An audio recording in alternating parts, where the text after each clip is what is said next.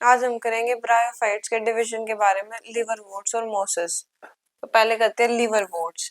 The लिवरवोर्ट्स grow, लिवरवोर्ट्स का habitat क्या होता है? They grow usually in moist shady habitats such as banks of streams, marshy ground, damp soil, bark of trees and deep in the woods।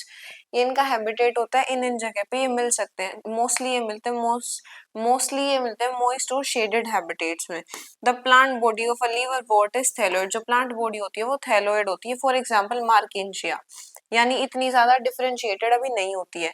The thallus is dorsiventral. जो thallus होगा वो dorsiventral होगा। And closely appressed the substrate, closely appressed to the substrate की तरफ वो थोड़ा सा appressed होता है। The leafy members have tiny leaf like appendages in two rows on the stem like structure. यहाँ पे ऐसा क्यों लिखा हुआ है कि स्टेम लाइक स्ट्रक्चर या फिर लीफ लाइक स्ट्रक्चर? क्योंकि अभी यही प्रेजेंट होता है, ट्रू स्टेम या फिर ट्रू लीव्स अभी नहीं प्रेजेंट होती है।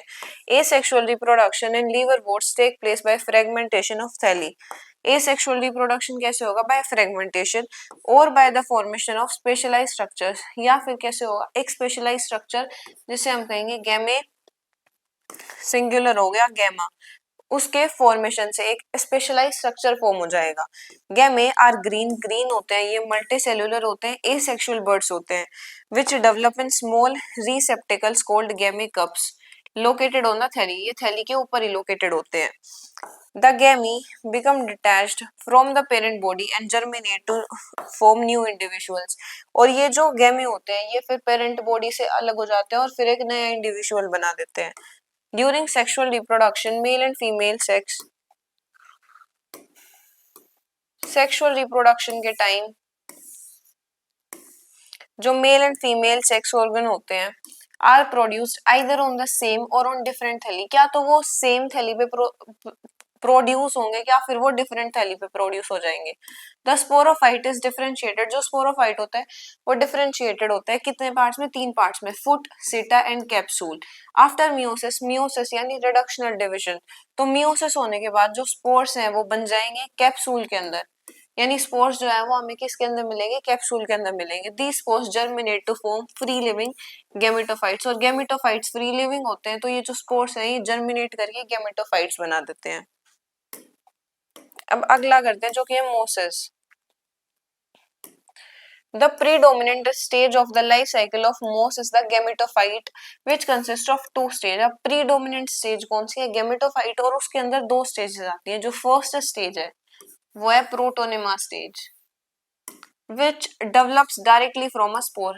डायरेक्टली स्पोर से डेवलप होगी प्रोटोनिमा स्टेज। ये क्या है? क्रीपिंग, ग्रीन, ब्रांच और फ्रीक्वेंटली फिलामेंटस स्टेज होती है। सेकेंड स्टेज कौन सी होती है? Leafy stage, which develops from the secondary protonema। Leafy stage किससे डेवलप होगी? From secondary protonema. कैसे डेवलप होगी? ऐसा it develops as a lateral bud. They consist of upright, cylinder axis bearing spirally arranged leaves। Spirally arranged leaves होती हैं। They are attached to the soil through multicellular and rhizoids। Rhizoids को ये use करते हैं soil से attach होने के लिए, जो कि क्या होती है? ब्रांच हो सकती है या फिर मल्टीसेल्युलर राइजोइड्स हो सकती है।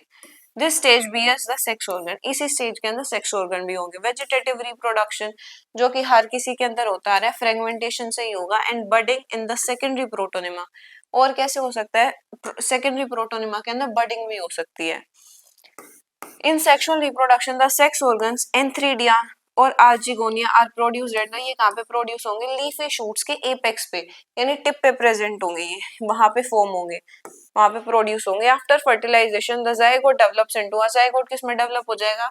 स्पोरोफाइट के अंदर, जिसके अंदर क्या होगा? वही 3 होंगे जिसके अंदर ये डिफरेंशिएटेड होता है, फुट, सीटा and capsule. The sporophyte in mosses is more elaborate than in liverworts। जो मोसेस का स्पोरोफाइट होता है वो ज्यादा इलेबोरेट होता है लीवरवोर्ट से। द कैप्सूल इसके अंदर भी जो लीवरवोर्ट्स था कैप्सूल के अंदर ही स्पोर्स थे, यहाँ पे भी जो स्पोर्स है वो कैप्सूल में ही होंगे। Spores are formed after meiosis. Spores meiosis के बाद बनते हैं, यानी रिडक्शनल डिवीजन के बाद स्पोर्स बनते हैं। The Moses have an elaborate mechanism of spore dispersal.